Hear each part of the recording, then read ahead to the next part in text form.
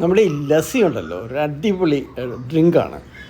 പക്ഷേ ലസ്സി പാല് കൊണ്ടാണ്. ലാക്ടോസ് ഫ്രീ ആകുന്നവർക്ക് വേറെ മാർഗം നോക്കണം. ഞാൻ ഈയിടെ ഒരു ഹോട്ടലിൽ ഇരുന്നപ്പം 2 പേര് ലസ്സി ഓർഡർ ചെയ്തു. അപ്പോൾ എനിക്കൊരു കൊതി തോന്നി, എന്നാൽ ഒരു പാലല്ലാതെ ലസ്സി ഉണ്ടാക്കി നോക്കാനായിട്ട് ഇതാണ് നോക്കുന്നത്. ഒരു കരിക്കെടുത്തിട്ട് അതിൻ്റെ ഫ്ലഷ് സ്കൂപ്പ് ചെയ്ത് ഒരു പാത്രത്തിലാക്കുക. ആ സ്കൂപ്പ് ചെയ്ത ഫ്ലഷിൻ്റെ കൂടെ നേരത്തെ ഉണ്ടാക്കിയിരിക്കുന്ന തേങ്ങാപ്പാലിൻ്റെ തൈര് ഒഴിക്കുക. പാലിൻ്റെ തൈരിന് പകരം തേങ്ങാപ്പാലിൻ്റെ തൈര് കൂടെ ഒഴിച്ചിട്ട് ഈ നന്നായിട്ട് മിക്സ് ചെയ്യാനായിട്ട് ഈ ന്യൂട്രിബുള്ളറ്റിൻ്റെ പാത്രത്തിലിട്ട് ട്രാൻസ്ഫർ ചെയ്യുക.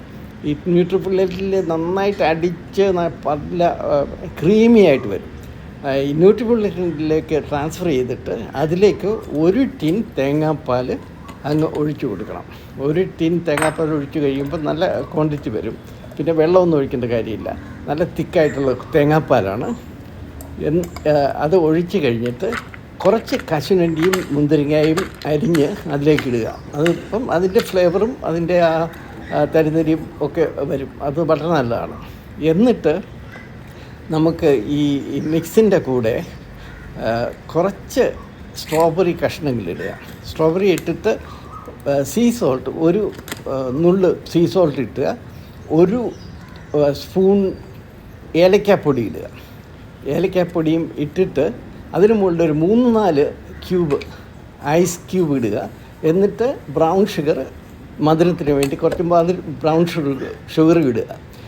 ഇത് എല്ലാം കൂടെ ന്യൂട്രിബുള്ളറ്റ് വെച്ച് അടിക്കുമ്പോൾ തന്നെ അതിൻ്റെ ക്രീമിനെസ്സും ഒക്കെ നമുക്ക് കാണാം.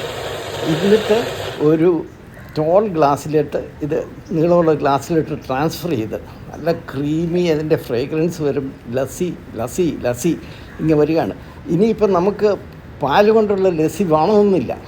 നമുക്കിപ്പോൾ തേങ്ങാപ്പാൽ കൊണ്ടുള്ള അടിപൊളി ഉഗ്രൻ ലസ്സി ഇതായി